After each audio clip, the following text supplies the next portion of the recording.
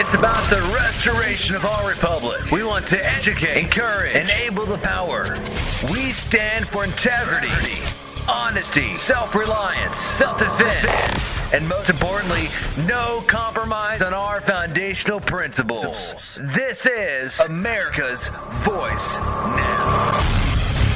Find America's Voice Now on Facebook and at americasvoicenow.org. Here's Michael Evans.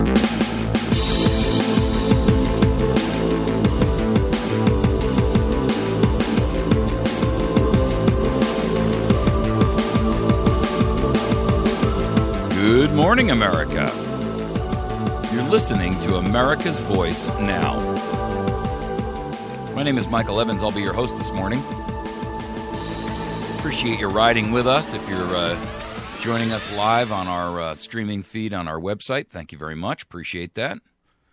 You know, there's an opportunity for you to capture the entire program live every morning from 8 to 10 a.m., and you're welcome to call in. If you do that, you can call us at area code 417-204-5141.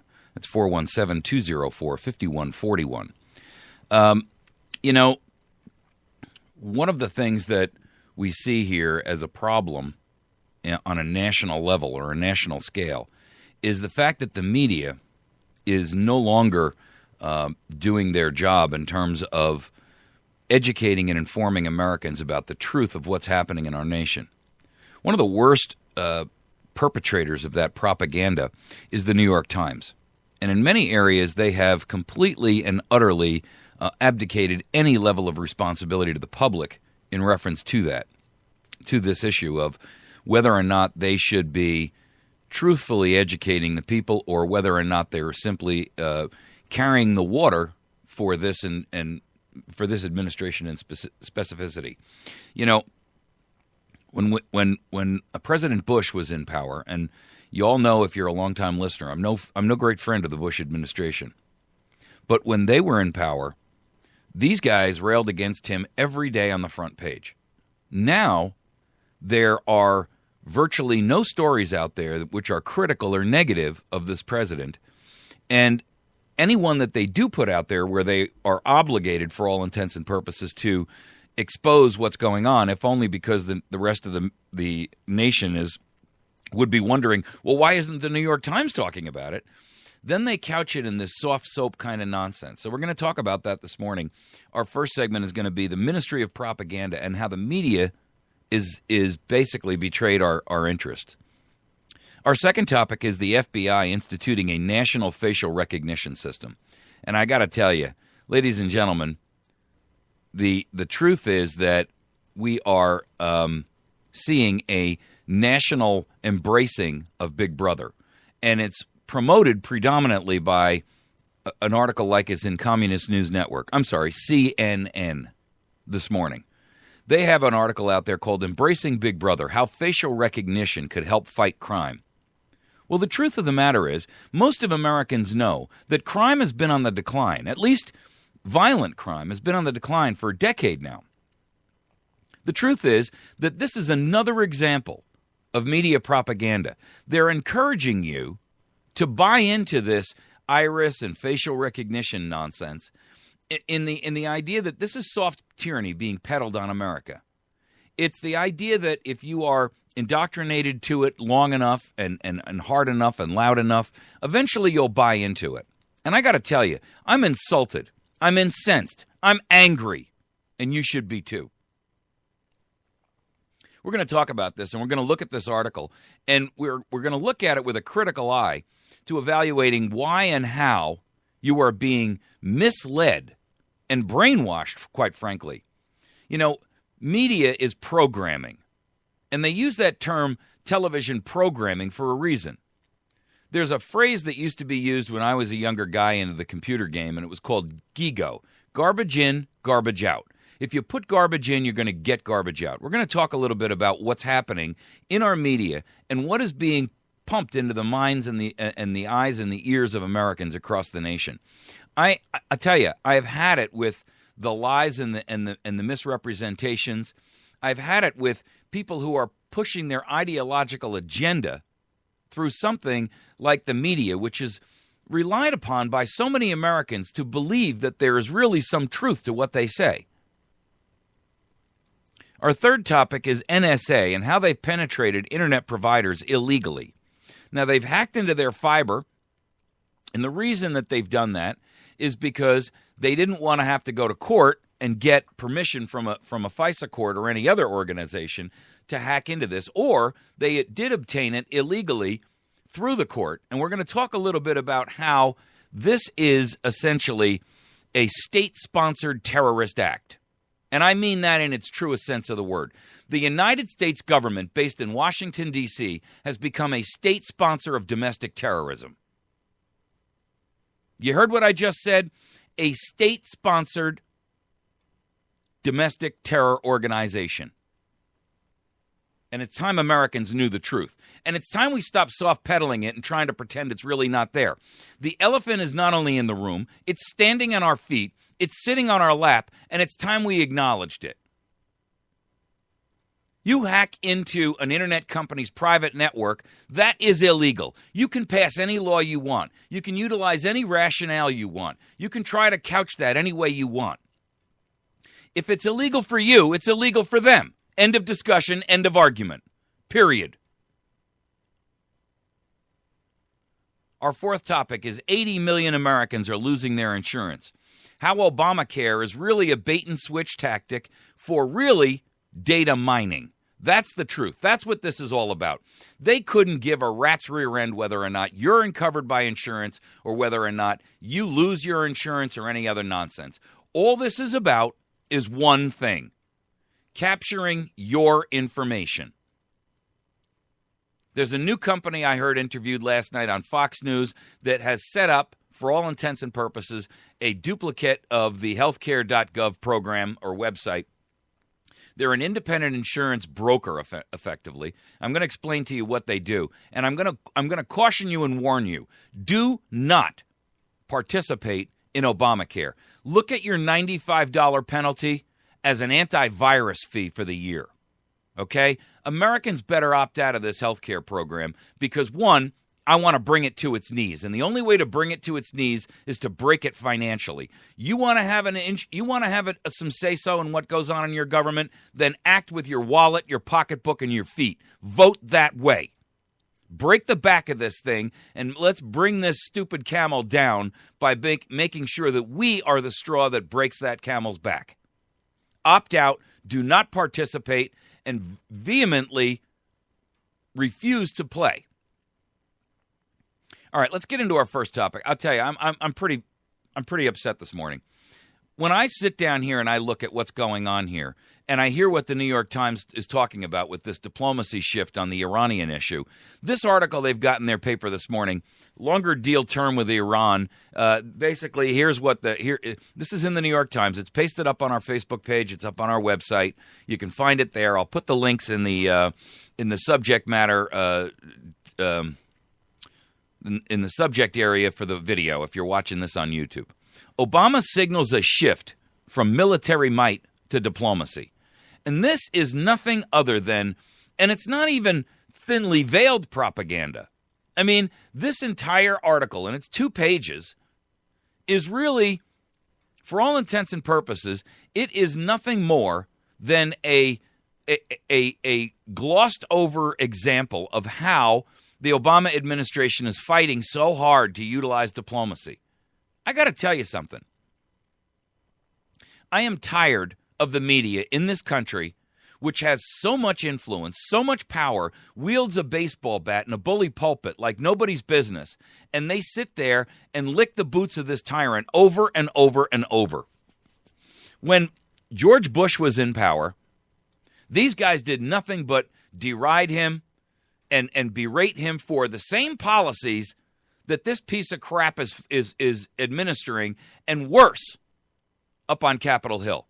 I've got to tell you something, folks. If you are fooled into believing that this guy is some messiah to the country still, I don't know what you're waiting for in terms of proof. This guy is the most lawless president we have ever had.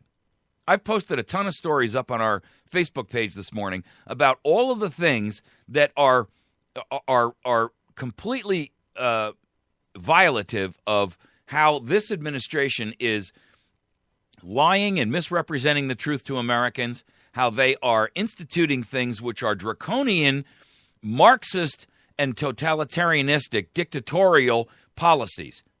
You know, this idea of facial recognition, what is it? You're not allowed to walk out into the street without some guy from a fusion center sitting there running your picture through the system? I mean, how is that freedom, ladies and gentlemen? This is not the freest country in the world. This is rapidly becoming the most surveilled nation on earth. And all of that data is not going to serve you well. And the New York Times and Communist News Network are actually out there soft-pedaling this tyrannical crap to us. We're going to talk about Communist News Network in a minute. But I got to tell you, Breitbart has a story out there this morning that says the news agencies kept the last year's worth of Iranian talk secret. They knew, and they didn't tell you. Do you think you might have had some input there? Or did the administration learn their lesson from Syria and say, listen, we can't let those people know what we're doing here, because if they find out about it, all holy heck is going to be raised, and we're going to be blocked from doing what we want to do. That's exactly the truth, and that's why the sycophantic press and the mainstream media are hiding the truth from you, because they don't want you to know. I'm telling you, the media, if you have not found alternative sources of media by this time in your life, I don't know what else to say to you, but you better start hunting it down. You can go to our website. We've got a whole list of them. I talk about them every day. I give you links to articles and newspapers and magazines and online websites that are alternative media. Yes, I intersperse that with the Ministry of Propaganda because I'm trying to teach you how to be a critical thinker and evaluate both the pro and the con so that you can formulate and make your own opinions and decisions. But it's up to you to recognize when you're being buffaloed, when you're being manipulated, when you're being fooled, when you're being led down a rosy path, a faulty path. The Ministry of Propaganda is committing media treason on these people, on you.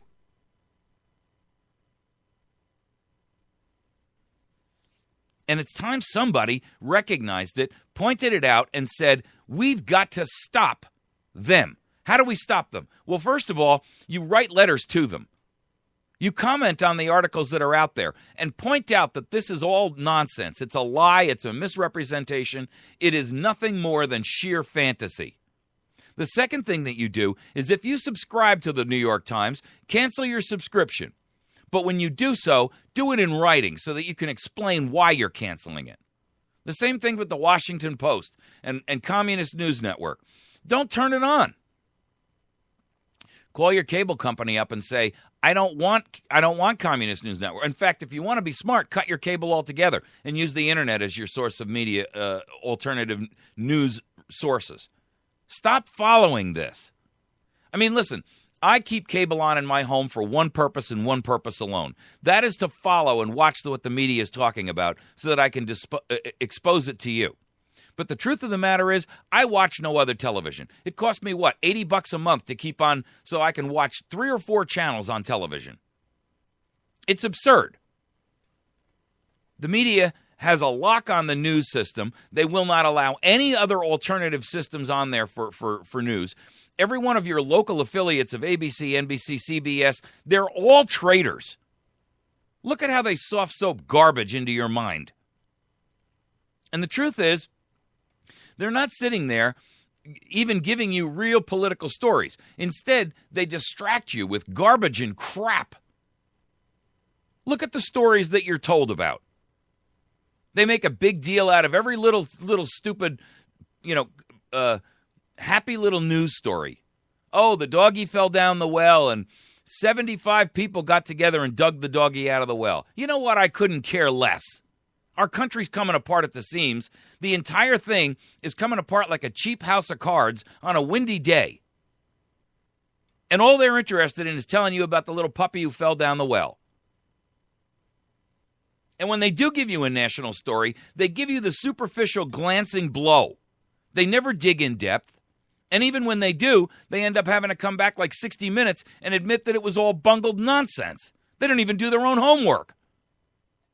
More often than not, in addition to that, they're borrowing other people's stories and information to write their own stories. And then they hide from you the truth. When they knew a year ago that the U.S. and Iran were in nuclear containment talks, they kept it secret from you. Now, if that's informing you, I don't know what I don't know what definition you read. Do you have Merriam-Webster's dictionary, or do you have the Obama administration Marxist dictionary in your house?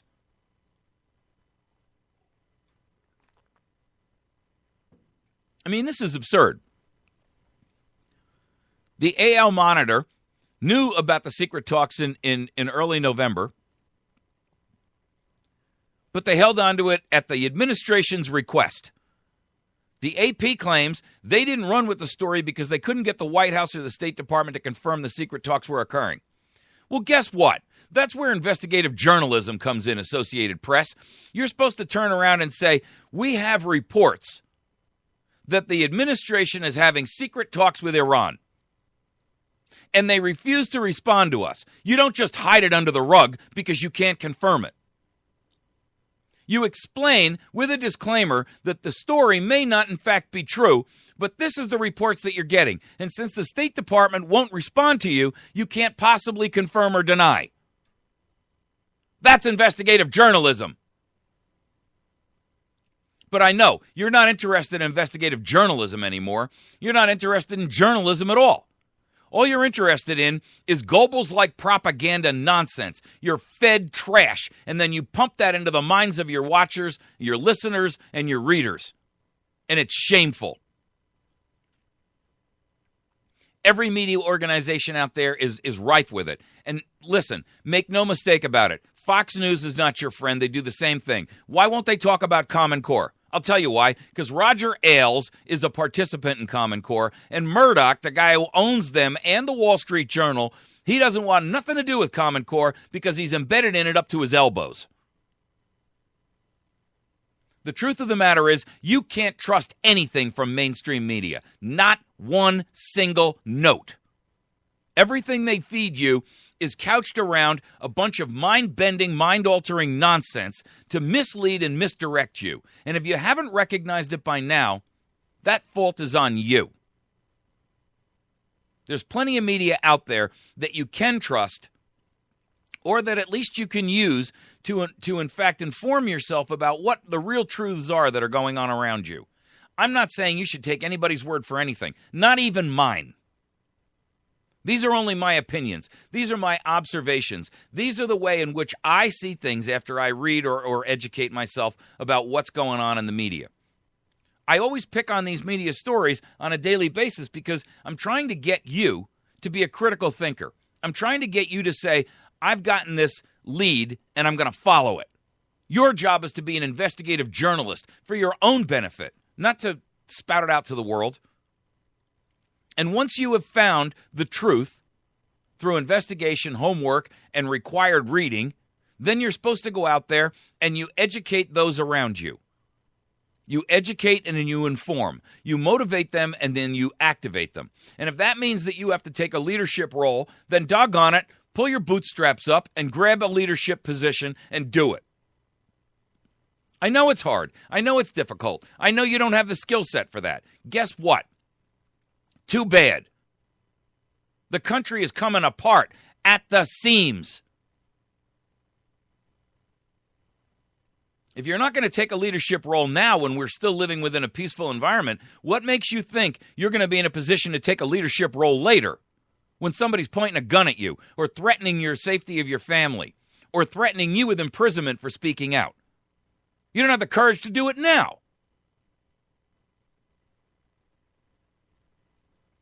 The truth is that everything that is going on in this country is either being hidden from you by the media, or those who are speaking out about it are either being compromised or co-opted or corrupted or coerced in some way, shape, or form to shut them the hell up.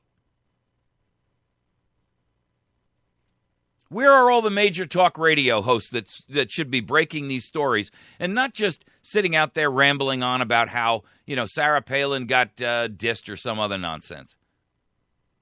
Where are they in terms of organizing a massive, peaceful, civil protest that says, we've had enough and we're not going to take any more? Where are they in terms of saying, you know what, Glenn Beck and Rush Limbaugh and Mark Levin and all these other guys, they're all going to get together and they're going to utilize their concerted voices to say, we are going to create a whole movement. They don't have to lead it. All they've got to do is advertise it, promote it, push it. Massive, peaceful, civil disobedience and resistance. Marching on Washington, marching on the state capitals, and demanding their resignations. We won't leave until you do. The truth of the matter is, ladies and gentlemen, we are at the end of the road of sitting around on the couch waiting for somebody else to walk up and tell us what to do. And that whole mentality has been so ingrained in you and so ingrained in your children and your wife and in your husband and in your family and everything that you've been taught that you willingly are sitting here allowing our country to turn into a dictatorship. The media is assisting. They're working actively at it in some cases. There's an article out this morning in Reuters about how spies are worrying over a doomsday cache that has been stashed by Edward Snowden. Well, let me tell you something. As far as I'm concerned, I'm okay with a wholesale dump of that. I already hear the arguments. I can already see the emails as they come in. Are you crazy? That would endanger lives and blah, blah, blah, blah, blah. Well, let me tell you something. It will create a wholesale sea change, a sea level change. I get it. Well, guess what? We've been trying all the other ways. None of them are working. None of them. I want to expose the entire rotten mess and let sunshine in. Let it kill the bacteria. Let it kill the viruses. Let it burn the treason out.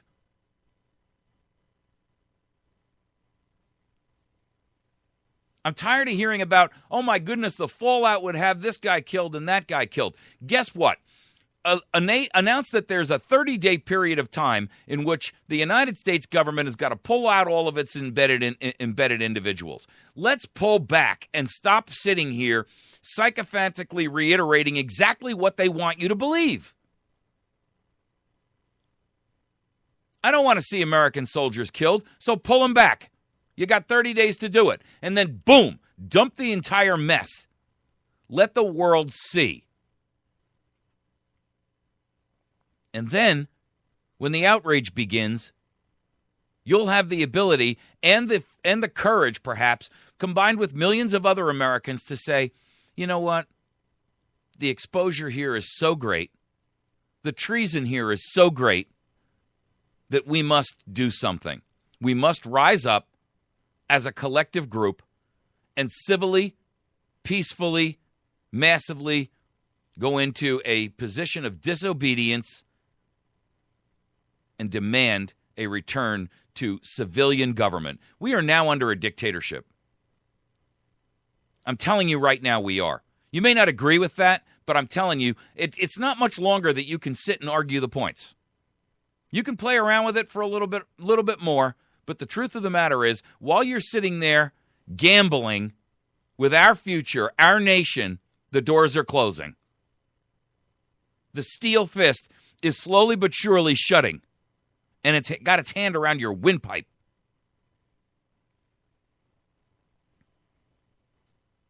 Why not drop the bomb and let everybody see what's inside of it?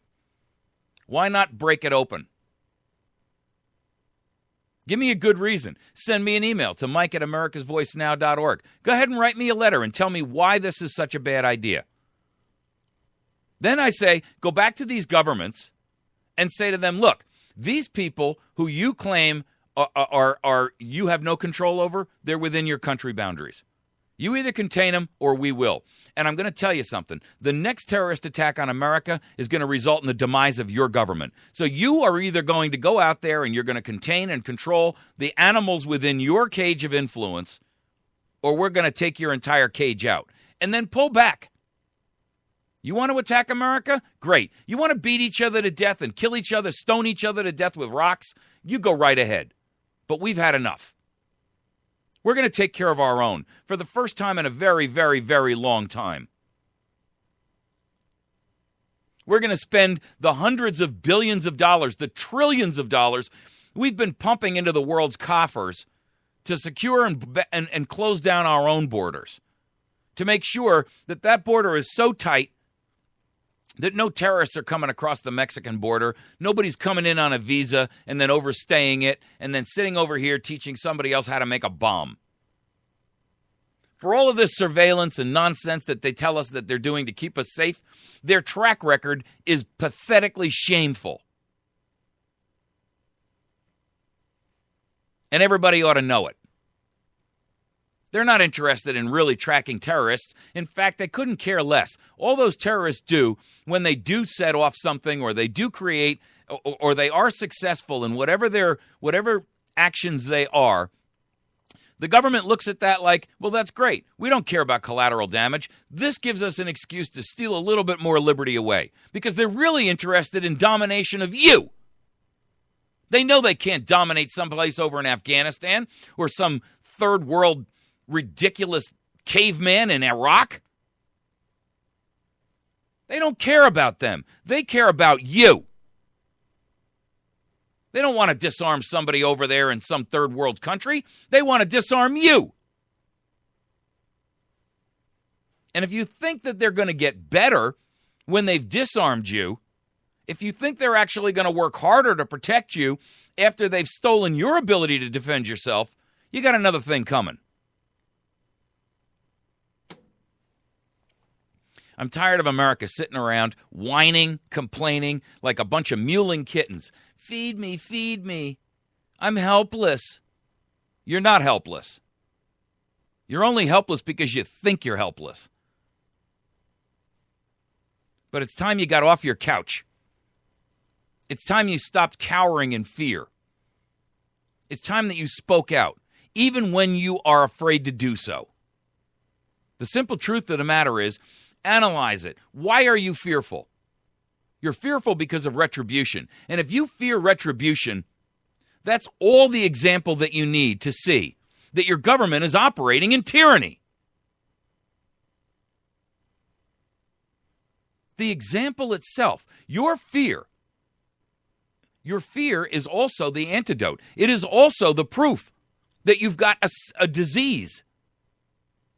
It is the symptom that says your cancer is rampant and running through your body, infecting your organs and your bones, and it's metastasizing into every aspect of your life. But you don't want to take action because your fear has got you captured. You're like a deer who's paralyzed by the headlights. And instead of quick movement to get away from the danger, you stand there until you get smacked like a grease spot all over the front of a Mack truck.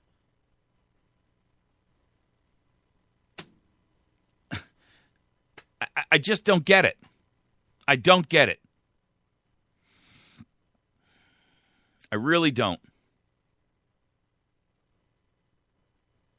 I can't understand why Americans are willing to sit here and allow, you know what, even if it's for your own personal safety, what about your children and your grandchildren? Are they not important to you? What about the unnamed generations who will come after? Do they carry no weight in your mind?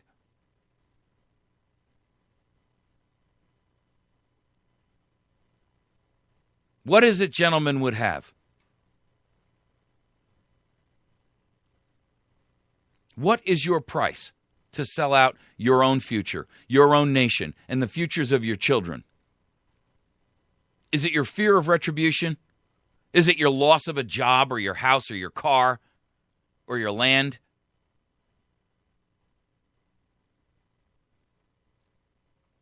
The Ministry of Propaganda is feeding you treason. And like the old song goes, just a spoonful of sugar helps the medicine go down.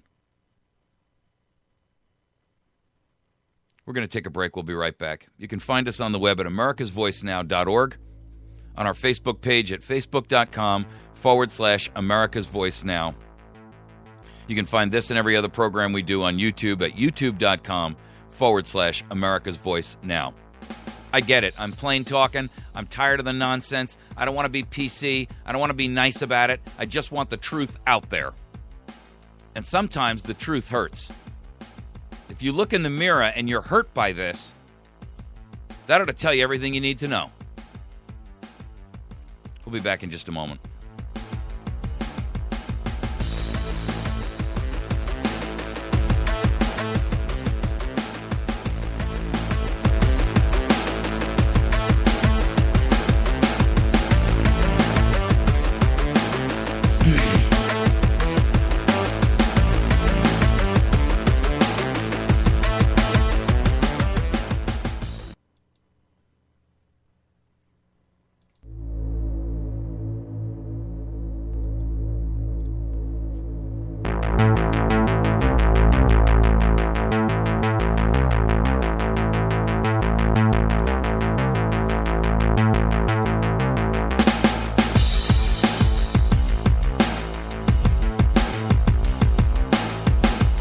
Communist News this morning has a story out there. It's called Embracing Big Brother. How facial recognition could help fight crime. The glaringly obvious about that headline is they're not talking at all about the danger associated with facial recognition or iris recognition. From fighting terrorism to processing payments in the blink of an eye, facial recognition is set to change our ideas on privacy. No, let me explain something, CNN writer. It's not going to change my idea of privacy at all. All it does is reinforce the fact that our government is operating in tyranny and you are supporting it. Wholesale. Treason. Why? Because you're not pointing out the danger of this. You're sitting here soft pedaling this like as if it's some kind of a benefit. Where's the benefit? I don't want to pay with something blinking my eye at a cash register. I don't need to. The old system of money was just fine.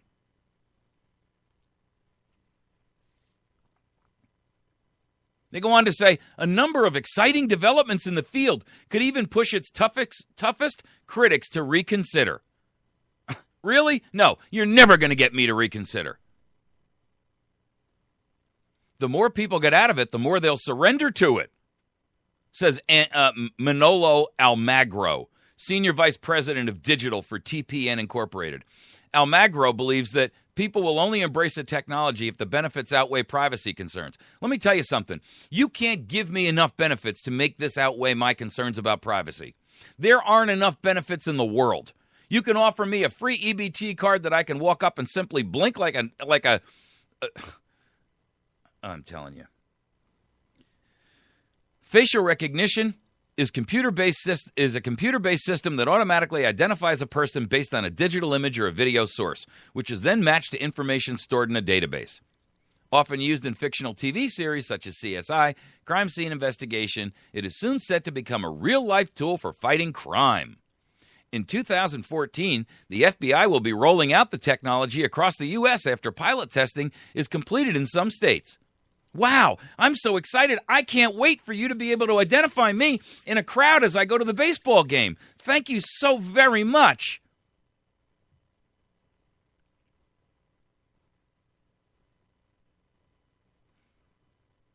They've even pulled out the section that says the more people get out of it, the more they'll surrender to it.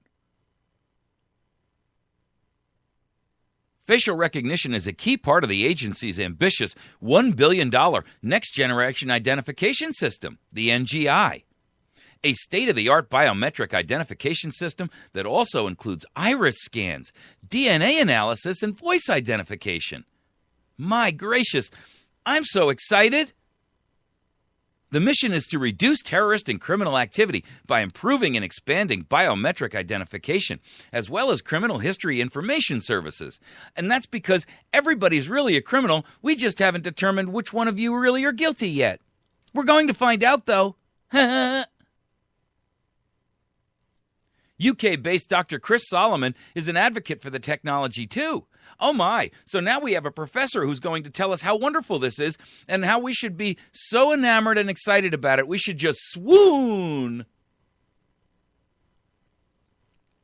He's a professor at the University of Kent. Oh my gracious, he has so much credibility now.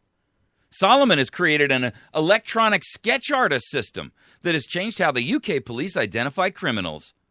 His method is currently used by 90% of British police in more than 30 countries.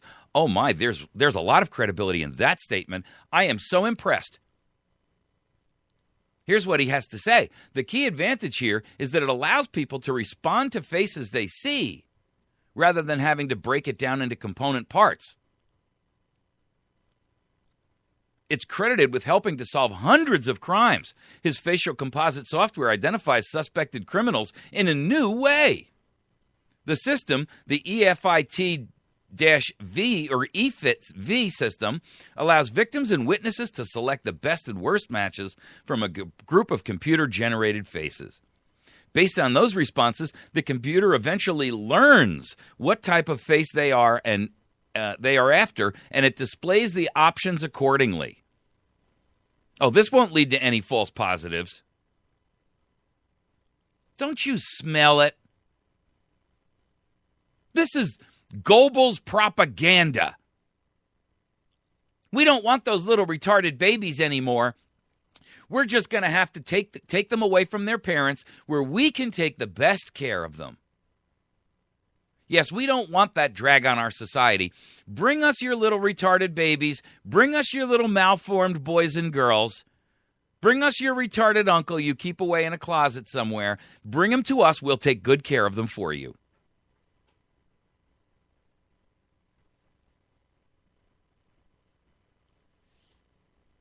Mario Civides, the director of the CMU Scilab Biometric Center, tells CNN's Tom Foreman how low resolution can be especially challenging.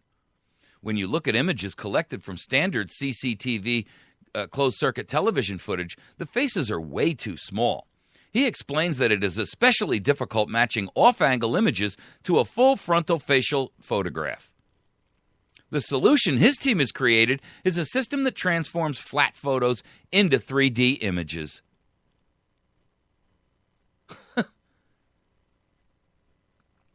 He argues that the ability to recreate a suspect from all angles will improve the reliability of facial recognition and help police track down suspects faster. You've got to be kidding me. Suspects of what? You've got kids running around, running the streets like a bunch of flippin' apes, knocking people out, playing knockout. Where the hell are the cops on that? Instead, they're interested in whether, and you know what they're doing in Washington, D.C.? They're putting cameras up at stoplights. Well, why don't you catch the kid who's running around knocking old Mrs. McGillicuddy over just so he can show his friends how tough he is? Yeah, that's great. Knock over a 62-year-old woman with a single punch. Oh, you're a real tough guy. I'm so impressed. Why don't you go after the traitors in the NSA? Why don't you go after the traitors in the FBI who are doing the NSA's dirty work for them? Why don't you guys spend some time doing investigative journalism on that?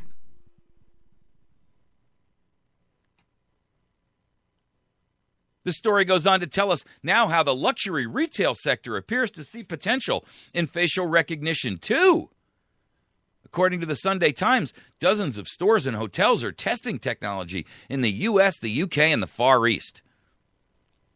UK-based NEC IT Systems specializes in identification of terrorists and criminals. Let me tell you something. You have a better chance of being struck by lightning twice in the same day than you do of dying from a terrorist attack. The real terrorists are not out of Algeria, or they're not out of Afghanistan, they're not out of Iran, they're not out of Iraq. They're based in Washington, D.C.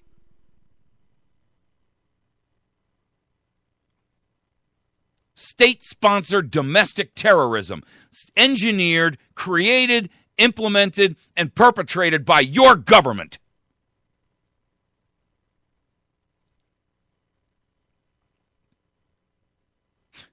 I mean, this is ridiculous. The system checks the information against a database with celebrities and valued customers. Oh, I can't wait to be in your database because then I'm a valued customer. I feel so much better about myself, my goodness. Oh, if I am only thought of Neiman Marcus's valued customer, oh my gracious, please don't take me out of that database. When I come in, I want you to fawn all over me and throw rose petals at my feet, so I can spend 262% of the retail value for that blouse.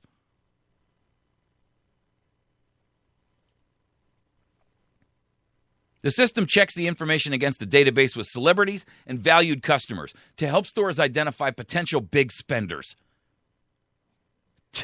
Once a match is made, the software alerts staff via computer, tablet, or smartphone.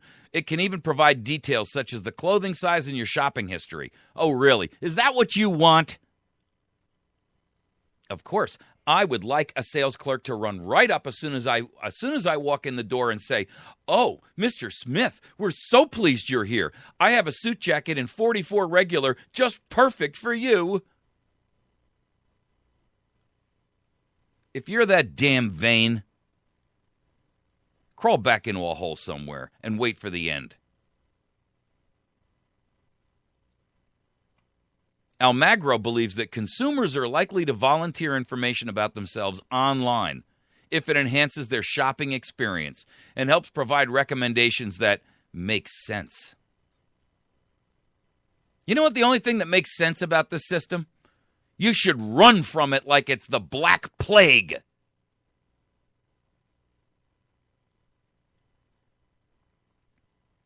Meanwhile, a Finnish company aims to streamline sales using facial recognition for payment. Helsinki-based Unique has patented a system allowing payments to be made without a wallet or a smartphone. I've always been fascinated with how people purchase things and start thinking about the ideal way to pay as you walk into a store, says Mr. Pisarenko, the inventor. Anticipating potential customer concerns, Pisarenko says that he isn't too concerned the technology could be marred by security risks. Come on. They're hacking into the database of Obamacare right now and capturing all your data, you damn idiot. They've already hacked into your insurance company. They've hacked into the motor vehicle systems.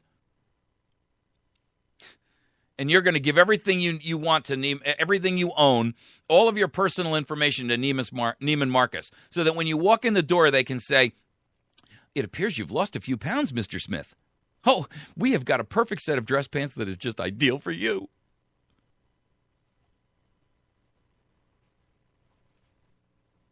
I mean, you got to be kidding me.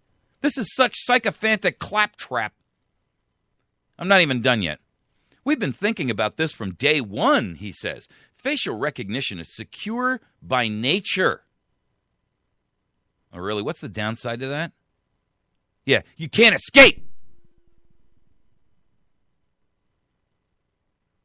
Facial recognition is secure by nature and is fundamentally a biometric technology since you need to be in the store to use the technology. Now, here they come. Now, this is like, you think of it like a song, right? So you hear the first verse, you hear the second verse, you hear a chorus, you hear the third verse, you hear a chorus, then you get to where the song breaks. But not everyone has embraced facial recognition with open arms. In 2001, Facebook introduced a controversial feature which automatically identifies faces in uploaded photos by comparing them to other tagged pictures. It was rolled out without warning, a move that backfired in the EU as regulators and privacy campaigners forced the social networking site to turn off the functionality. In spite of this, Facebook recently announced plans to extend facial recognition to profile photos in other parts of the world. Our goal is to facilitate tagging so that people know when there are photos of them in our service. Doesn't even make sense. Our goal is to facilitate tagging so that people know when there are photos of them in our service. That's what Facebook Chief Privacy Officer Aaron Egan tells Reuters.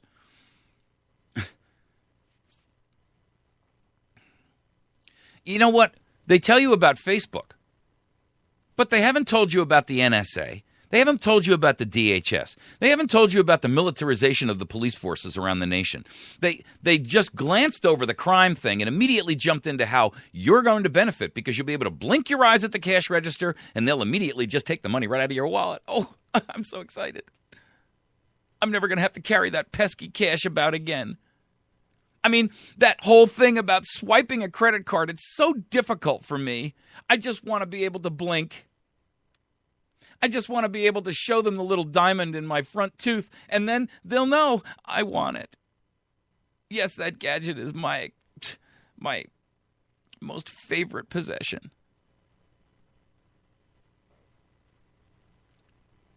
Arnie Stepanovich, the director of the Domestic Surveillance Project at the Electronic Privacy Information Center in D.C., argues that Facebook has the largest biometric database in the world, which could eventually compromise its users.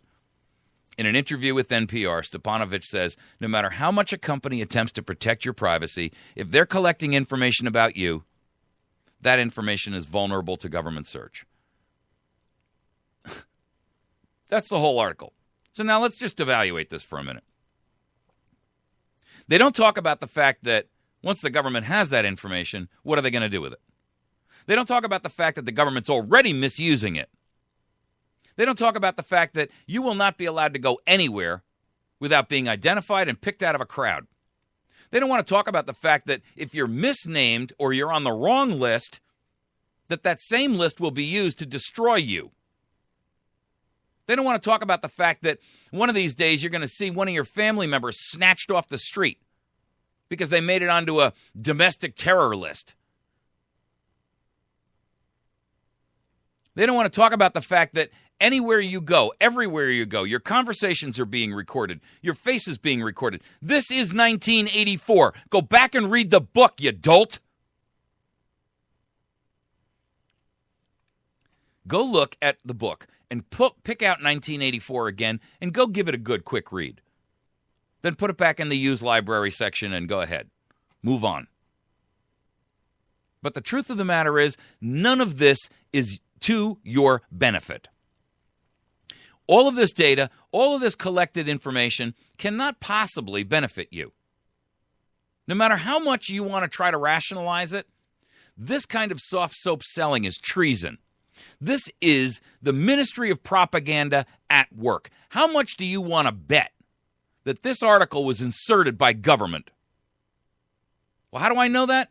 Because a couple of sheer months ago, the federal government passed a little item in the Federal Register that they didn't tell anybody about and that didn't make the news. Nobody talked about it. Not Communist News Network, not faux news.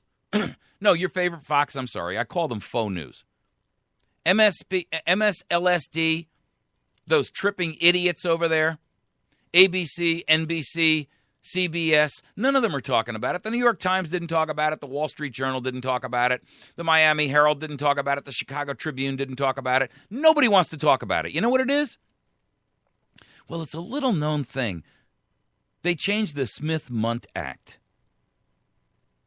What the hell is the Smith-Mundt Act? I never even heard of that thing. Well, it was passed in 1947 to prohibit your government from utilizing government and state-sponsored propaganda against you. Yes, the same kind that was used by Mr. Goebbels against Germany. And in the Federal Register, they made a little rule change, just a little rule change, just a couple of sentences. It's not worthy of anybody telling you about it because it's such, it really isn't important. It's such small news. I mean, we've got a dog we found in the well. And what it does is it allows the government to interleave propaganda stories into the mainstream media so that you can consume them. And when you consume poison, it does its job.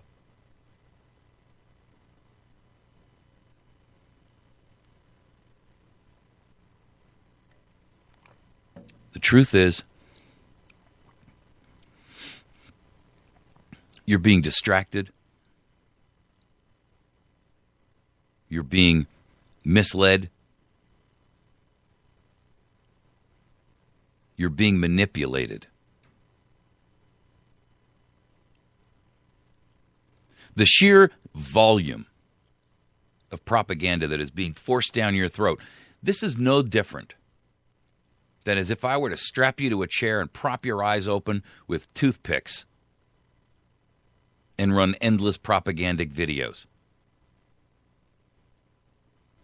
It's just a little less uncomfortable.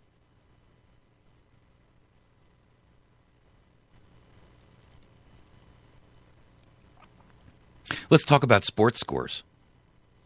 Why? Why? You can memorize a sports score. You know the exact batting average of a guy who played baseball in 1937. But you can't name 3 founding fathers. You know the name of every NASCAR driver out there. You know the number on his car. You know how many races he won. You know the name of his wife. But you can't tell me what the Federalist and the Anti-Federalist papers are. You're not even sure you've ever even heard the words.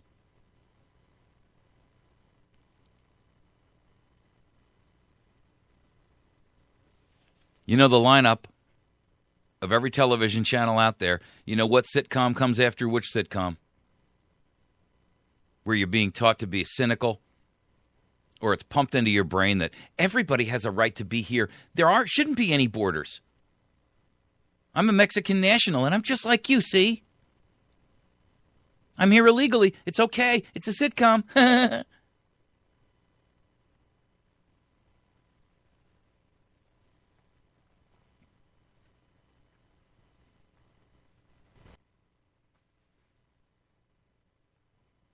The truth is, your colleges, your schools, they're telling you your white privilege. White privilege? What? I didn't ask to be born white. What do you think I did? I walked down the lineup and I said, let's see, I could be African American, I could be, like this guy from the Elephant Man, I could be Indian. Let's see, Asian. No, I don't really want to be Asian. I think I'll pick white Anglo-Saxon Protestant. Yeah, that wasp. I always kind of like bees.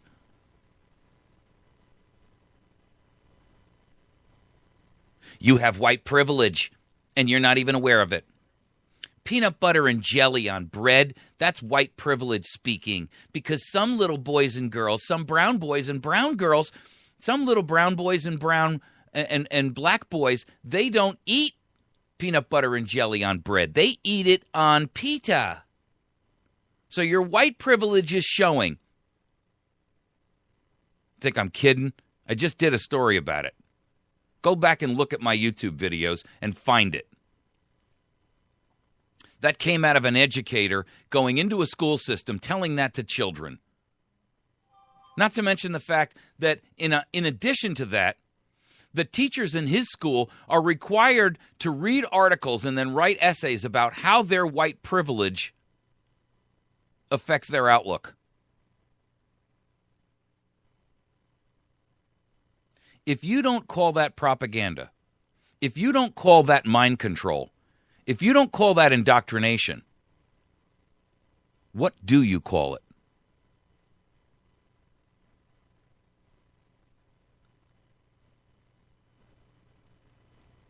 So now they're going to sell you facial recognition as what a benefit it's going to be to you. Soon you could pay for your goods simply by showing your face to a scanner.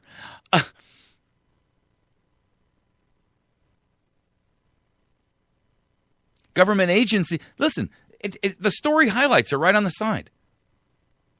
Find me one that's negative? No, you can't. Story highlights. Soon you could pay for goods simply by showing your face to a scanner. Second bullet. Government agencies are keen to use the technology with the stated aim of fighting crime. Stated aim? 3. The FBI will roll out advanced facial recognition technology across the U.S. in 2014. We should be anticipating that, right?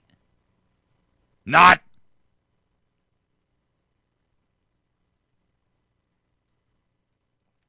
Then the final bullet point. Critics warn of the compromising risk of giving intimate information away.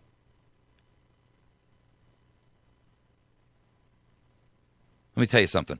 I'm a critic, and it has nothing to do with compromising risk of giving away my personal information. I'll tell you what it is. I'll tell you what my real concern is here. I'm a critic. I'm saying that when the enemies list is developed, there'll be no place for you to hide. And the enemy list is being developed every day, right around you. The IRS has already proven to us that they are the thugocracy enforcement arm of the current family in power. The conciliary, if you will, of the Obama administration.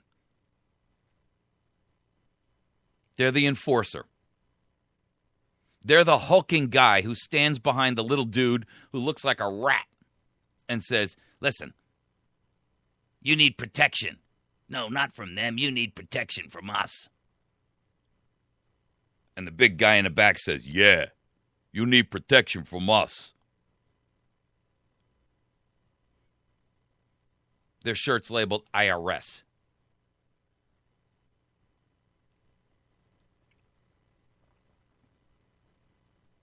The Department of Homeland Security is building facial recognition systems to identify what enemies the thugs should go after, you dolts.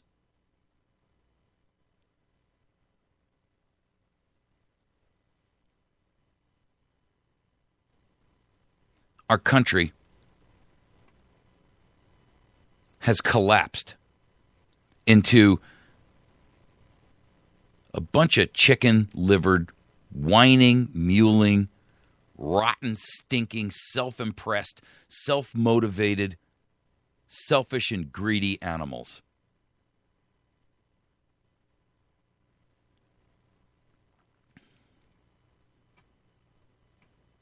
I'm ashamed to lump the patriotic Americans that listen to this program in with the rest of that.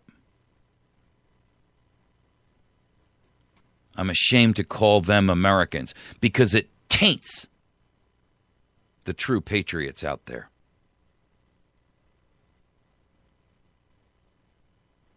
These people give Americans a bad name.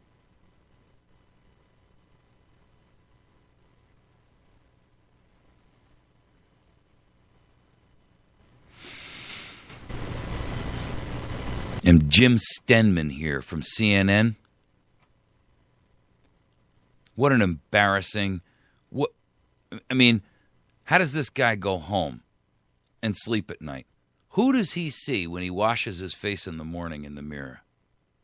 Who does he see looking back at him?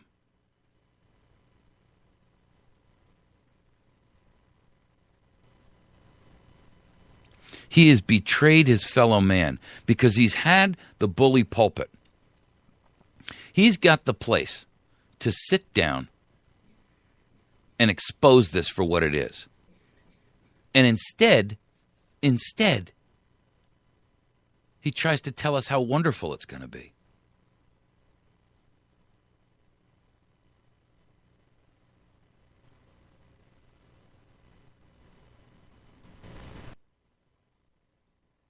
The truth is, anything can be used for good or bad. But when you give this kind of power to these people who have already shown you what they do with power, that's a major mistake.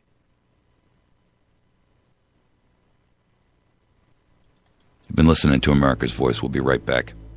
When we come back, I'm going to talk about how the NSA has penetrated internet providers' fiber optic cables.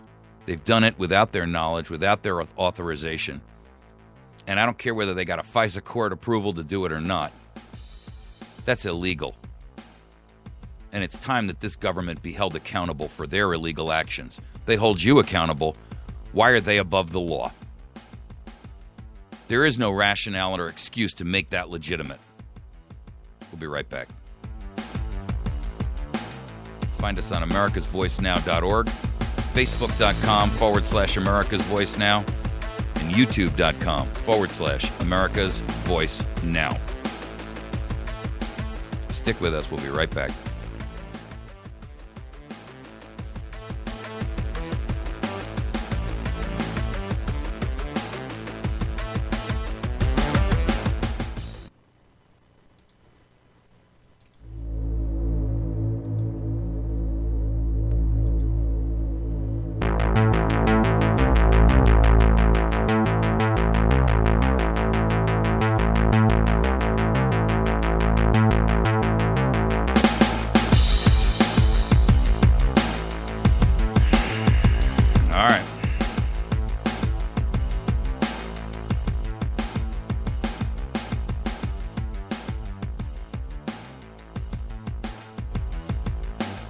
You know, when the evidence piles up,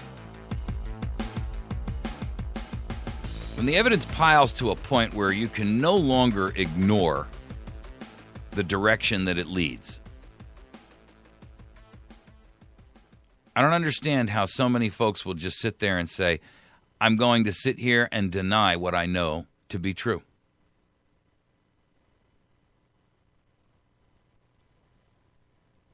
The NSA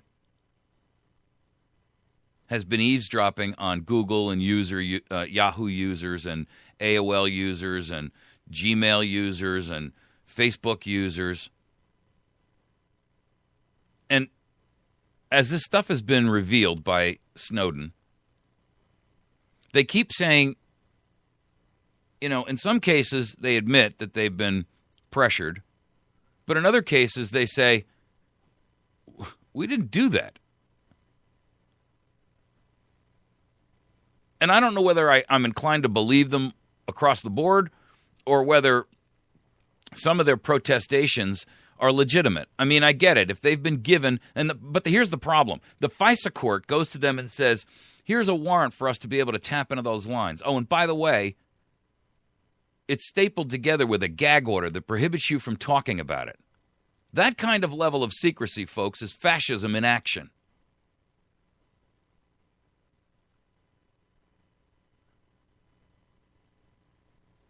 This article here says some of this stuff that's going on in these data centers sounds like something pulled out of a Robert Ludlum spy thriller. And it's right. He's right. How on earth, the companies are asking, did the NSA get their data without them knowing about it? Well, the truth is that most internet data travels across fiber optic cables that are handled by about 3 or 4 big companies. Verizon Communications, the BT Group, Vodafone Level 3 Communications, AT&T, so forth. These companies are the internet backbone providers. In other words, all your local internet providers, you know, your local telephone company that provides you with DSL services and so forth and so on, your local cable company, whoever is providing you internet service. All of that information gets routed back to their local transfer switch, if you will. I'm going to simplify this because it's too complicated to get into in real great detail, and you don't need to know the idiosyncrasies of how one IP packet transfers over.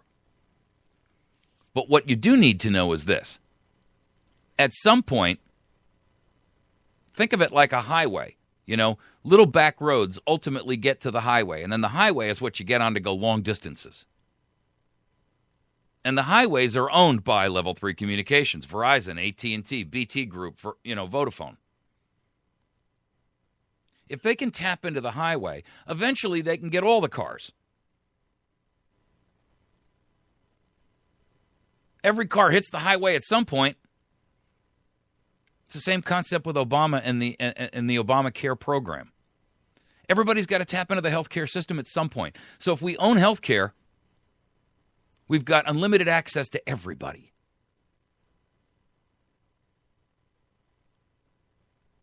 The internet companies actually transfer this information from these local internet service providers, into these massive data backbone pipes.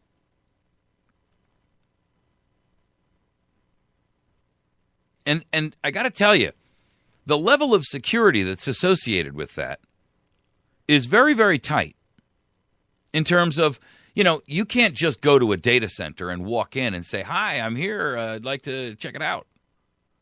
I mean, we're talking about, fingerprint technology and iris recognition technology just to get through the doors. These are deeply held secrets by these corporations who do this for a profit.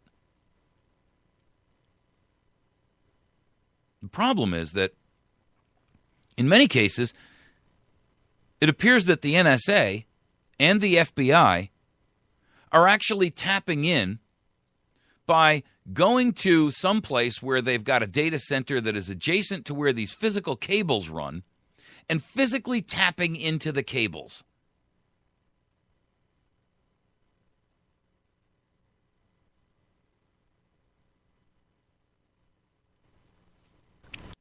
You know what the problem is with that? It's illegal. And no rationale or justification from any FISA court and no warrant and no gag order can make it legal. Thomas Jefferson said to us when he talked about the principles of nullification that the Constitution was built with the idea that any power that was exercised outside of that Constitution was null and void on its face. In other words, any law that you pass that exceeds the Constitution boundaries imposed on government as a lockdown, as a chain, as a cage to hold government in its place are null and void on their face. A government can pass the law, but it doesn't make it legitimate. It doesn't make it legal. It doesn't make it right. And it doesn't have any authority. Now, if you rented an office space next to a Verizon data pipe or a level 3 communications facility, and you tapped into their fiber optic lines, you would go to prison for the remainder of your natural life. Why? Because it's a crime. So how is it not a crime just because government does it? Justify that. To keep you safe?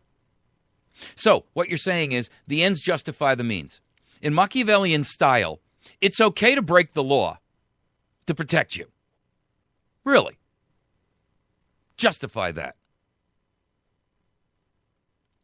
Explain it to me. Help me understand how doing evil will result in good. Can you? I didn't think so.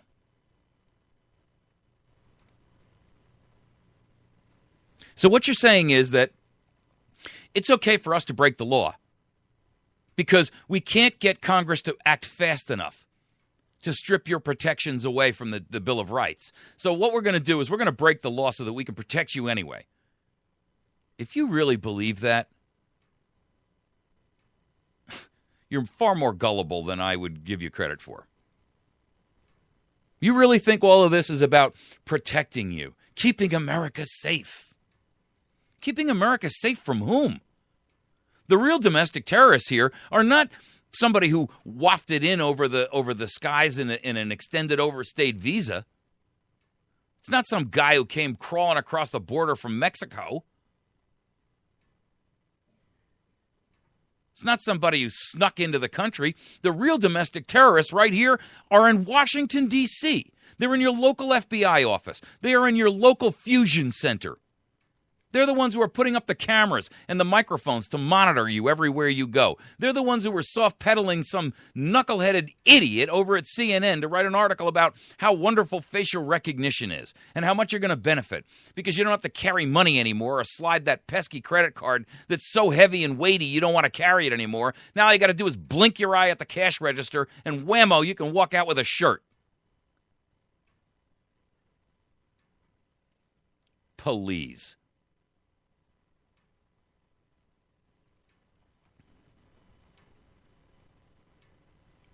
I mean, how gullible are you?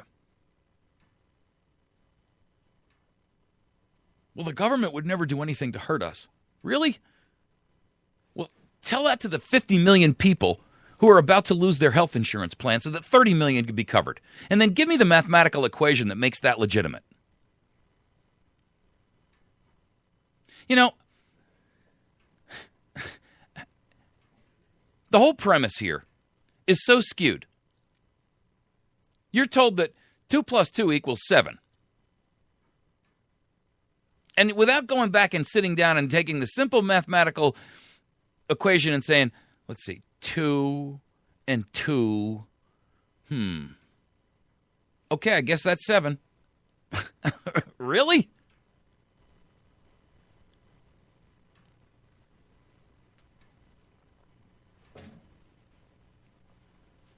You know,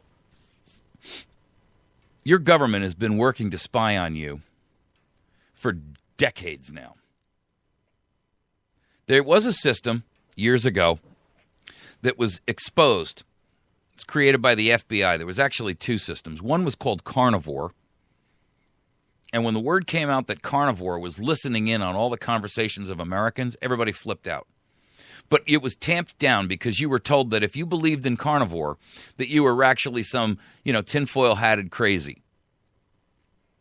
But it turned out Carnivore was legitimate. Then they came out with something called Echelon. And everybody said, come on. Why would our government do that? Well, their plans don't align with yours. That's why. Their plan is for you to be enslaved and subjugated so that you become the livestock, the calm, the cud-chewing livestock that will walk straight into the slaughterhouse without question, without concern, without causing a ruckus. Not the literal slaughterhouse. Don't you get it? You're food. You are the crops and the livestock for government farmers and government ranchers. They feed on you. They enrich themselves on you. They want you compliant. They don't want you to be causing a ruckus. You've been domesticated. You're no longer a wild animal.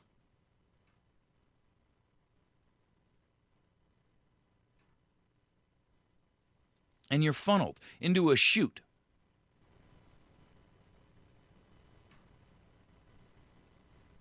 And then you got idiots like this jerk over there at CNN who are telling you, when you get to the end of this chute, boy, have we got a great surprise for you. Oh, really? What kind of a good surprise is it? Oh, what kind of a good surprise is it? Fa-boom.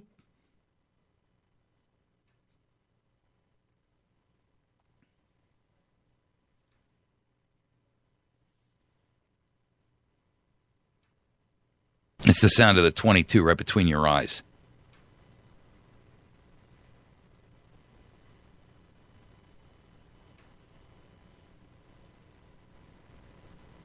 In the 1960s, the government was utilizing these programs, allegedly to tap into Soviet Union and enemies, China. Yeah, that's right. Lest we forget, Soviet Russia and China were enemies back in the 60s, into the 70s, and well into the 80s. And then we decided, well, let's not call them an enemy because they make such good electronics. Maybe we should just start buying everything from them.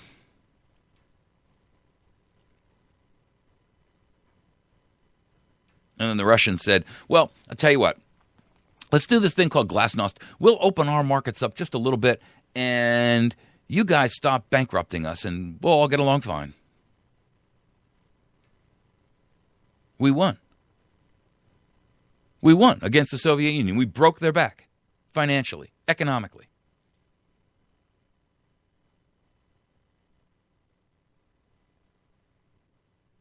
And then what did we do? We pulled defeat out of the jaws of victory. We're doing the same thing right now with Iran. What brought them to the negotiating table? the economic sanctions. So what do? We lift the economic sanctions and cut a deal that allows them to still continue to enrich. Tell me how that benefits you.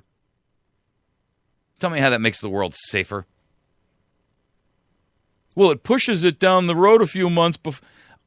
Have we not learned the rule of kicking the can down the road? The end result is never what you wanted it to be. Is it any different than the debt debacle? We've been kicking that can down the road for, 50, 75 years.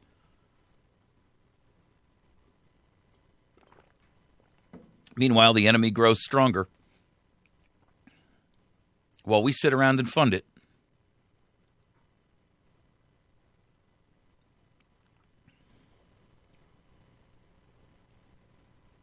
In 2002,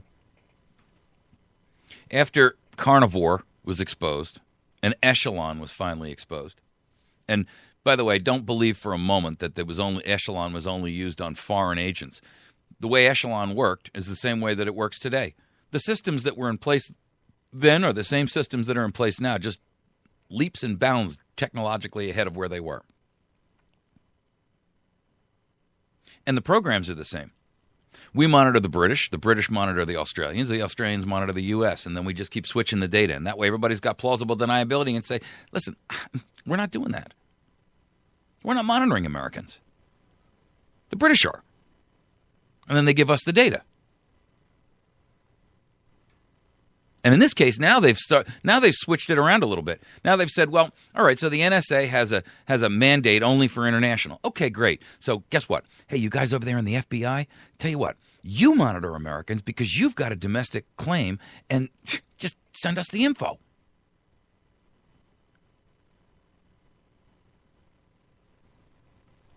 In 2002, John Poindexter, who was the national security advisor under Ronald Reagan, he proposed something called the Total Information Awareness System. Total Information Awareness. What does that sound like to you?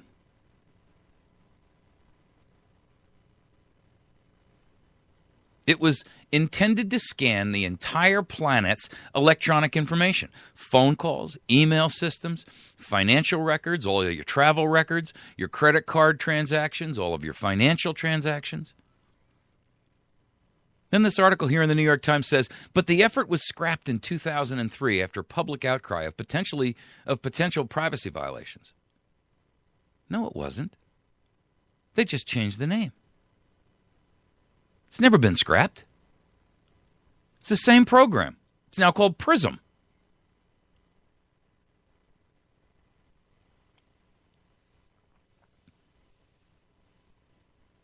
Goes on to say in the next paragraph, the technologies Mr. Poindexter proposed are similar to what became reality years later in the NSA surveillance programs like PRISM and Bull Run.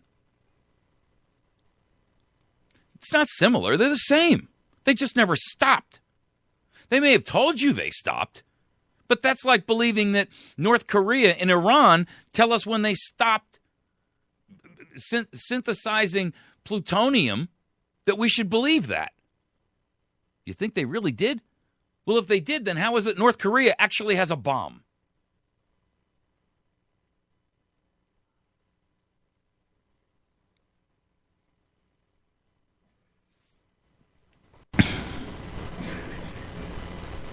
The truth is that when your government is willing to use illegal activity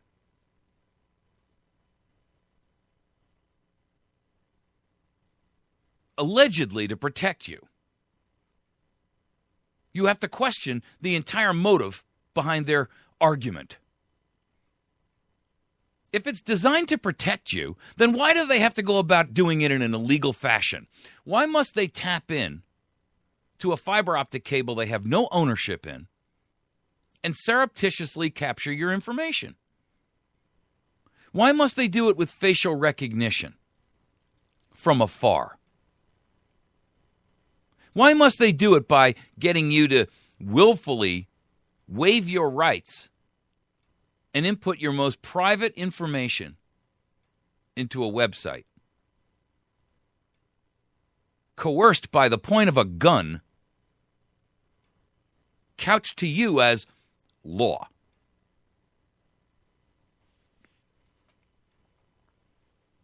Do you not see the irony in that?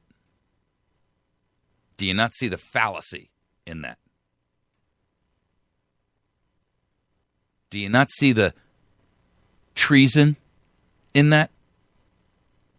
This is your government that is forcing you at the point of a gun to divulge your private information, or is surreptitiously sneaking into your bedroom and stealing your most private diary. Explain to me how that benefits you. Explain to me, justify, rationalize how that improves your life.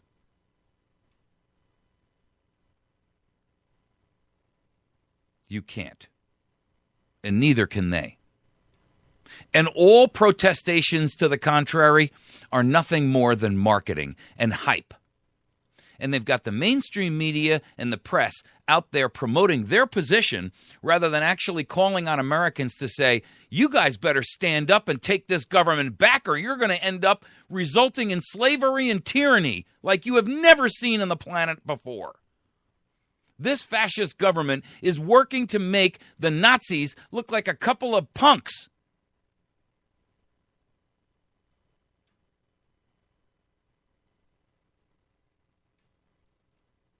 This government is going to make Chairman Mao's great purge look like a couple of punks bothering kids in the playground.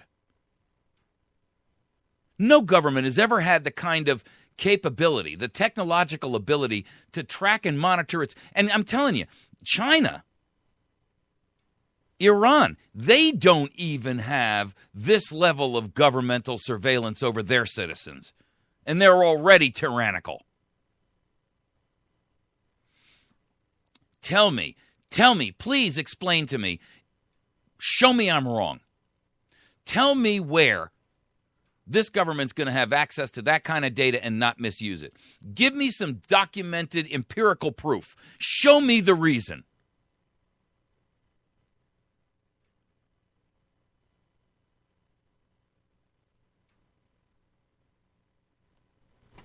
There isn't one. There isn't one.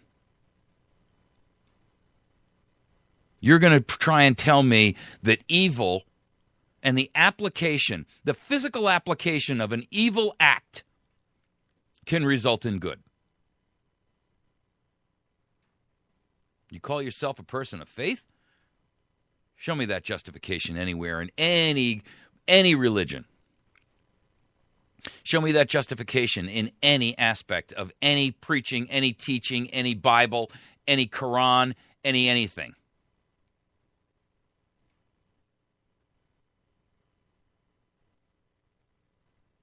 Show me where it says that. Show me where that is a philosophy that you can bank on. Show me where that's a philosophy that will actually promote and improve and qualify and quantify things so that your life is improved. Show me that you trust men to the point where you will give them your most intimate information and assume, because they say so, that they're not going to use it against you.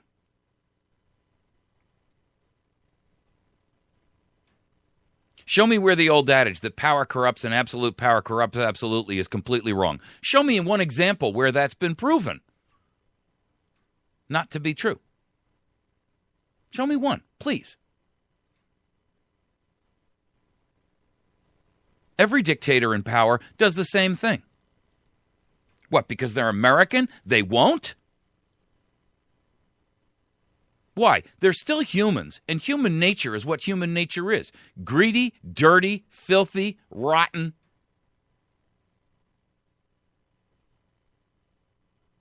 You see, it takes a certain person, a certain kind of mentality, a certain psychopathic desire to be in power, to be yearning for the ability to rule others. And when you talk about politics, that poisonous cream always rises to the top.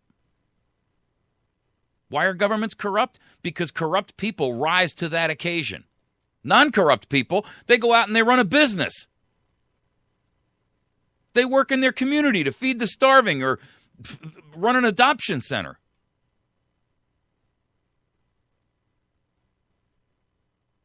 Don't you see that the evil congregates to the evil?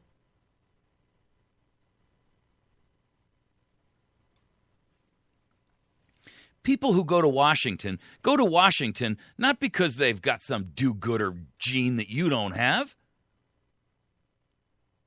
They've got some gene that you don't have that's called ego. It's a failing, not a benefit.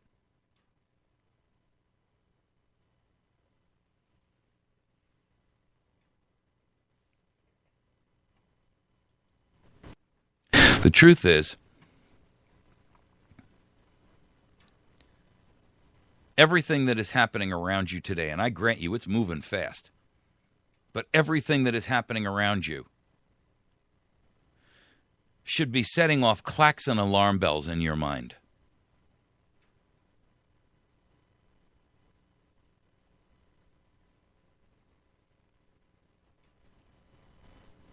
You know, Level 3 recently put out a statement. They're one of the biggest. They actually dwarf AT&T and Verizon and some of the other backbone carriers. And they have not directly responded to the inquiries about whether they've given the NSA the information voluntarily or if the agency's, the agency has gotten a FISA court ruling against them. Here's what they did say in their statement. It is our policy and our practice to comply with laws in every country where we operate and to provide government agencies access to customer data only when we are compelled to do so by the laws in the country where the data is located. Boy, that's an awful big loophole. In fact, I think you could drive the state of Maine through that loophole. And the proof is that in their financial filing later on, they noted at, and they buried this way in the back of a financial filing.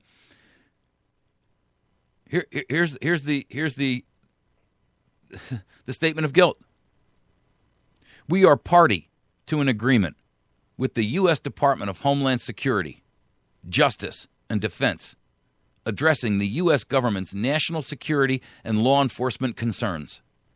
This agreement imposes significant requirements on us related to information storage and management, traffic management, physical, logistical, logical, and network security arrangements, personnel screening and training, and other matters.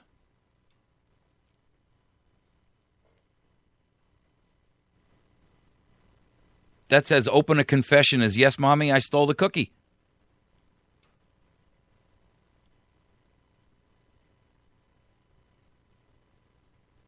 I'm going to read it to you again.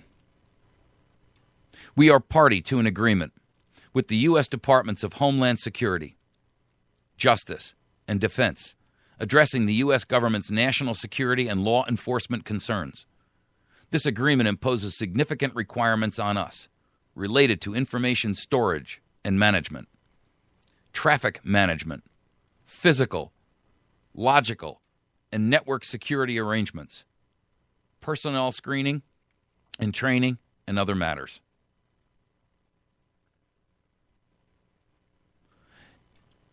Do you realize how much is covered by that statement? We're party to an agreement with the U.S. Department of Homeland Security, which has no international purview. So right off the bat, when you read between the lines, that tells you this is about capturing data on U.S. domestic citizens. The Justice and Defense Departments. Justice, and here's where the clue comes. An agreement with U.S. Department of Homeland Security, Justice and Defense, addressing the U.S. government's, listen to this, national security and law enforcement concerns.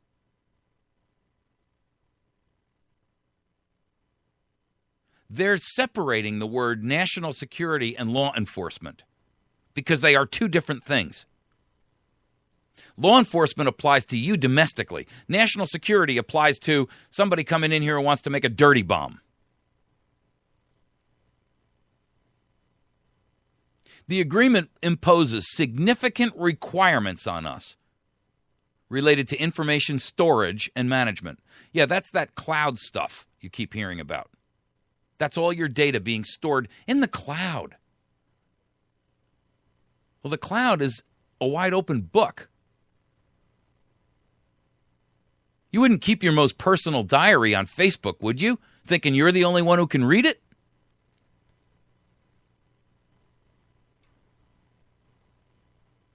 Traffic management. Who's got what traffic going where? And how do we tap in? Physical, logical, and network security arrangements. That means that basically the Department of Homeland Security, Justice, and Defense have the keys to the safe deposit box. Personnel screening and training and other matters. So what that tells you is that the U.S. Department of Homeland Security, Justice, and Defense can insert employees into their operation, get training from them, receive training from them, and do the training of the agents to make sure that they understand how their system operates so that they can make maximum use of the taps.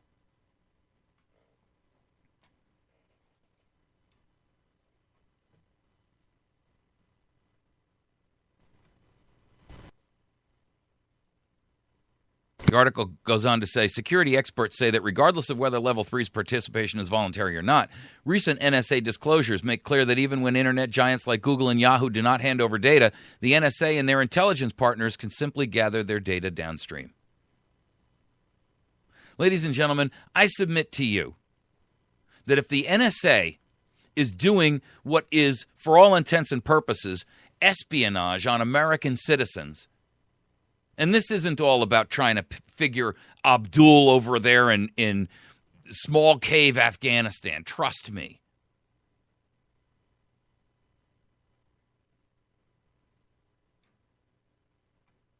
The simple truth is they are pining for your data. And the reason they want your data is because it enables them to have power over you. And that kind of power over you can never be used for your benefit. And that is treason.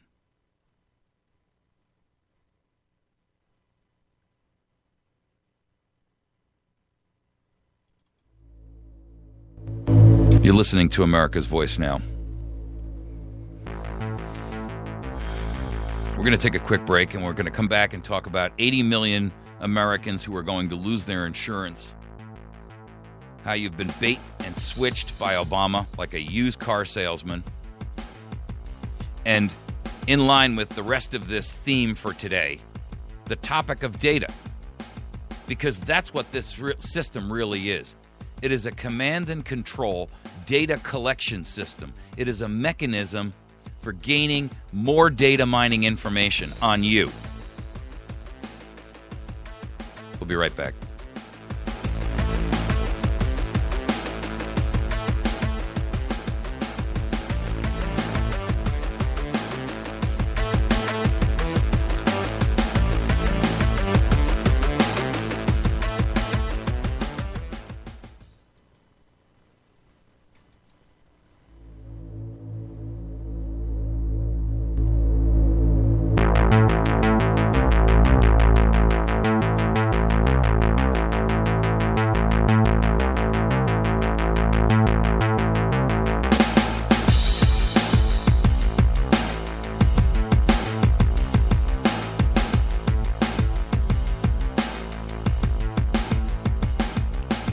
So we bought Obamacare, some of us willingly, some of us at the point of a gun.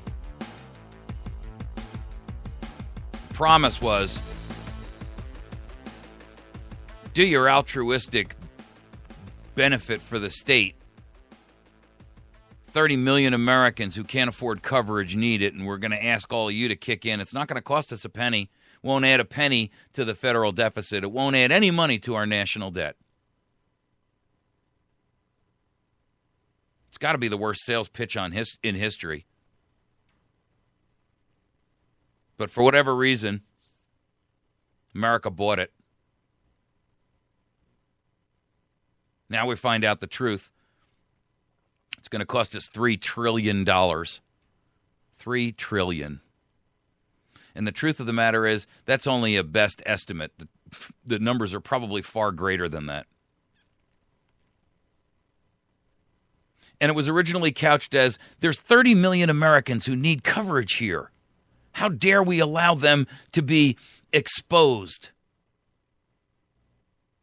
How dare we risk them going bankrupt because they can't afford health care?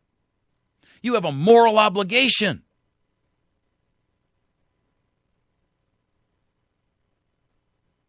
And now we find out that with the implementation, somewhere close to 50 to 100 million are going to lose their health care. Really? Why didn't we kind of hear that before?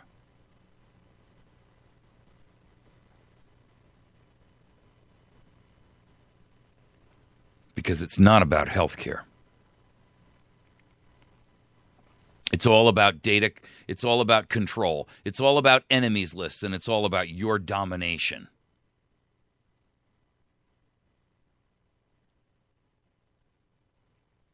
I mean, as I recall, the original intent of the entire Obamacare debacle was supposed to cover 30 million Americans. So how exactly does this work for America? Well, it doesn't. It's not a healthcare program. It's a data mining concept.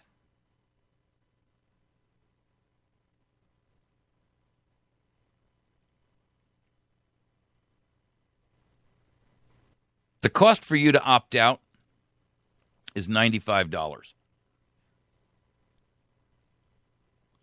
I would look at that like the cost of an annual antivirus subscription. Because that's what this is.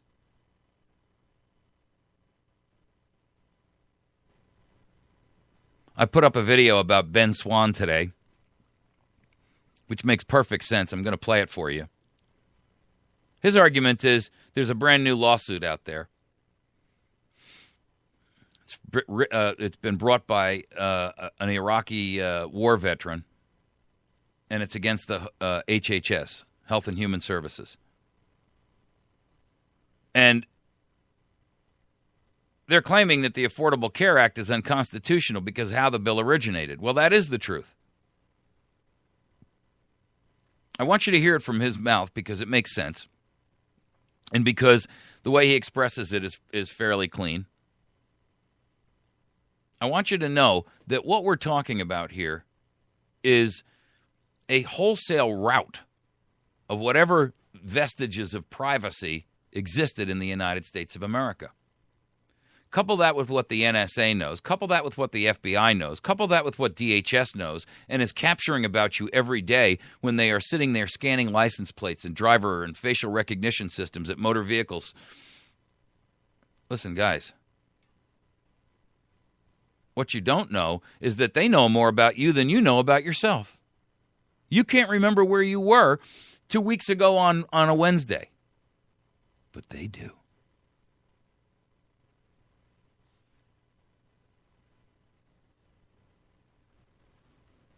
Here's Ben Swan.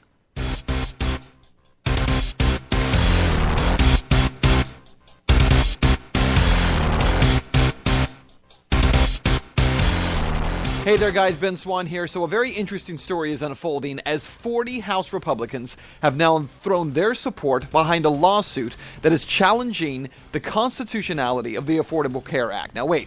Before you say, oh, not another one of these, this story is actually pretty interesting. It's something we've been talking about since June of 2012. In this case, the 40 House Republicans have filed a friend of the court brief saying that they support the idea that the Affordable Care Act is unconstitutional because of how the bill originated.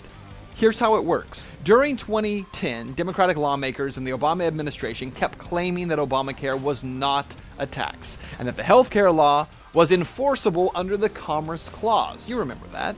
But when the government's lawyers went before the U.S. Supreme Court in the early part of 2012, they flipped positions and began claiming that the ACA was a tax increase after all. Now, that argument was what saved the law. Chief Justice John Roberts stated that the shared responsibility payment under the ACA is a tax, not a penalty. Under the Constitution, the Supreme Court ruled that Congress has the power to tax Americans and went on to state that the payment is not limited to willful violations and that the payment is collected solely by the IRS through normal means of taxation. So it's a tax. But as I told you before, with that ruling, the Supreme Court may have unknowingly made the healthcare law unconstitutional. Here's where the rub comes. I want you to pay attention right now. Go to Article 1, Section 7 of the U.S. Constitution. It states that all bills for raising revenue shall originate in the House of Representatives, but that the Senate may propose or concur with amendments in other bills. Now, what many Americans probably don't remember is that the House of Representatives, back when this whole bill was being debated, barely passed a version of the health care law. The Senate passed a version of their own, but the House version hit a roadblock in the Senate. And that allowed Democrats in the Senate, because remember, at the time, it wasn't a tax bill, to pull the Senate version from reconciliation. They deemed it passed rather than risk another vote in the House. And that's how we got the Affordable Care Act. That means that if the Affordable Care Act is actually a tax, it was not lawfully passed. Thanks for watching. Be sure to check out our other Truth in Media videos right here at the bottom of the screen. All right. See, what you don't realize is that the Obamacare bill started in the House. And it started in the House as a bill to provide, and had nothing to do with health care.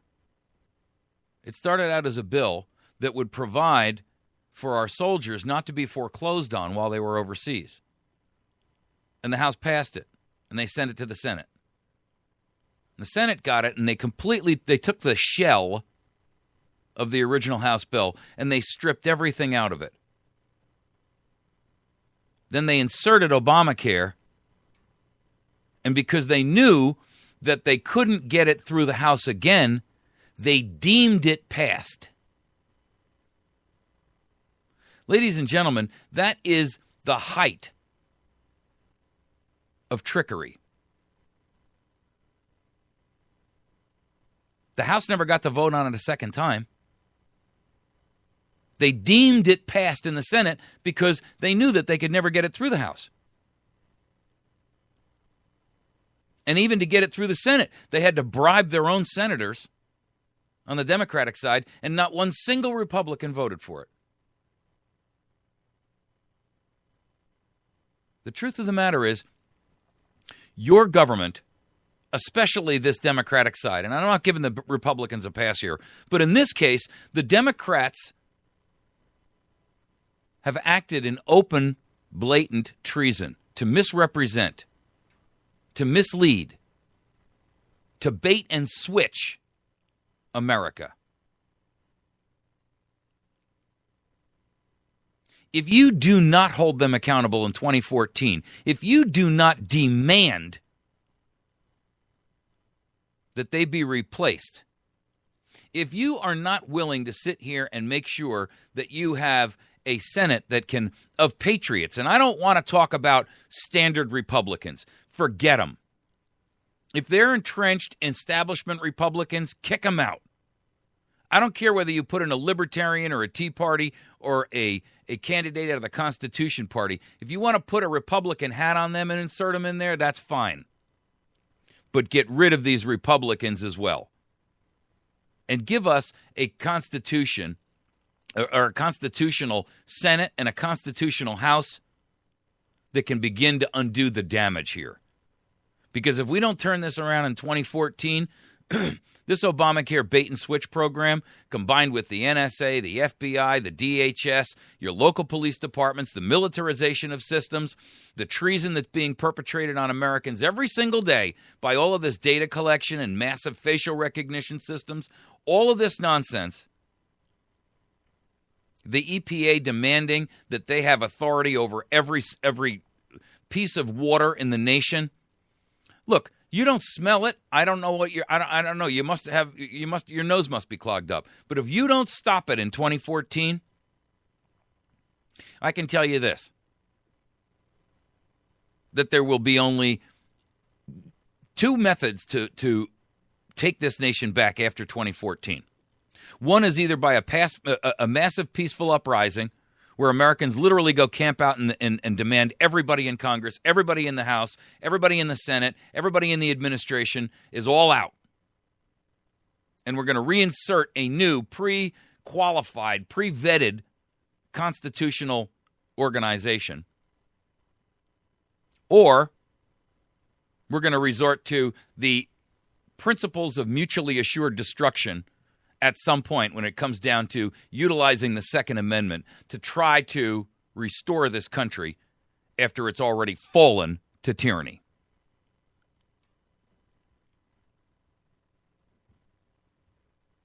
The truth of the matter is, the word treason, I want you to go look it up. I want you to find out what is a high crime and a misdemeanor. I want you to go find out what does the word malfeasance in office mean.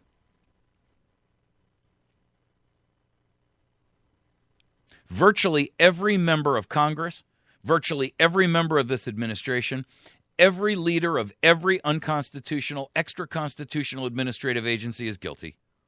Every justice, every lawyer, everybody in the system, they're all guilty.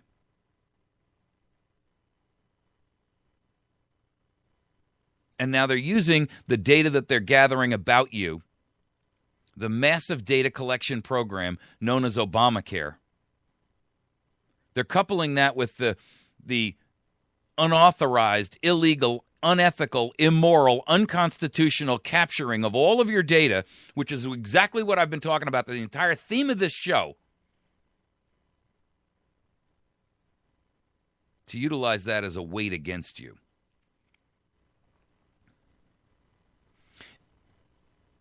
And you can say this is far-reaching. You can say that this is paranoid delusion. You can say this is tinfoil hat territory.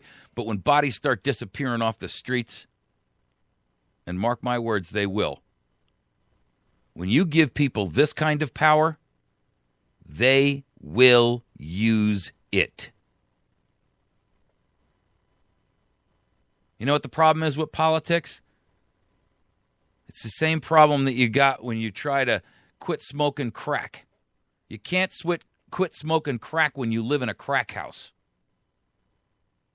And politicians can't give up power when they're in position. And all it does is lead to a deeper and deeper and deeper addiction, with always tragic results.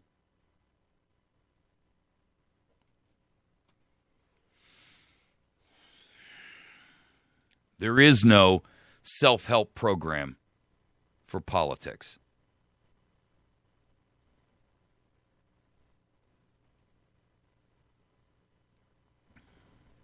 You've been listening to America's Voice Now. My name is Michael Evans. If you'd like to comment or provide some kind of feedback on any of these stories, you're welcome to email me directly.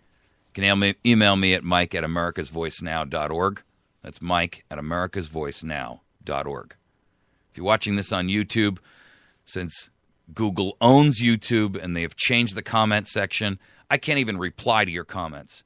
It automatically forces them into a Google Plus account I don't even want. Write Google a letter, by the way, and tell them knock that off. Put the comments back in YouTube so that people can read them.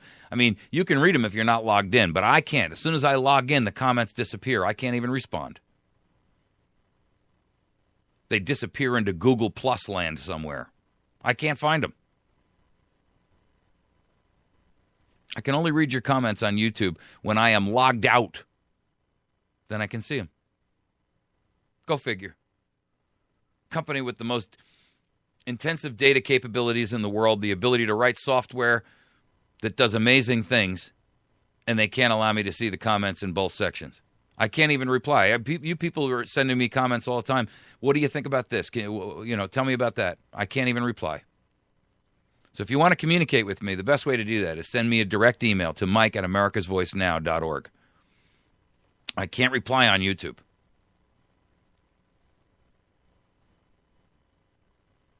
You can find us at americasvoicenow.org on the web directly. We post all kinds of stories up there. I put a lot of stuff up on both on our Facebook page and on our direct website. Some stuff Facebook pulls. I'll post stories up on Facebook, and literally I'll go back to go look at that story an hour and a half later to pull it up so I can talk about it on the radio, and it's gone.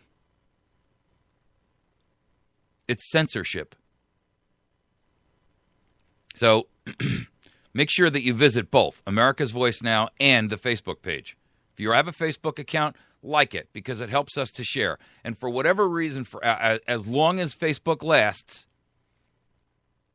and as long as free speech is still running in this country, and I don't suspect it's going to be a whole lot longer, let's utilize that medium to get our message out. So when you like that, when you hit that like button, it expands that so that the stuff that I post up there shows up on your feed, and your friends and your circle of influence reads that. And slowly but surely, we're turning people around, one at a time. Maybe we'll run out of time, maybe we won't. But we ought to try. That's why I'm here every day. If you have a Facebook account, hit the like button. Trust me, they already know who you are, what you do, what you read, what you see, what interests you. Don't think, oh, I'm getting on another list. You're already on a list.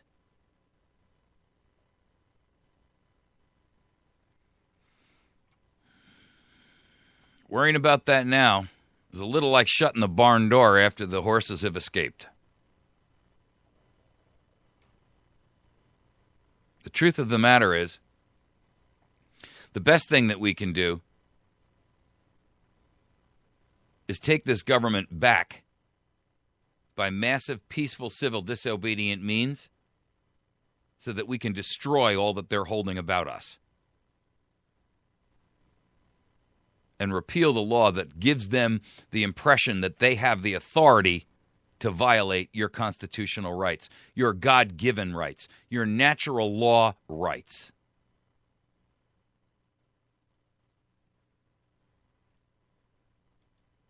Thanks for sharing, and thanks for listening to us today. You can participate with the show by going to America's Voice Now. From time to time, I'd love to hear from you via email, good, bad, or otherwise. Send me your comments. I can reply to you then. Mike@americasvoicenow.org. All right, y'all have a great day. We'll see you tomorrow morning. Remember that the only thing necessary for the triumph of evil is when good men do nothing.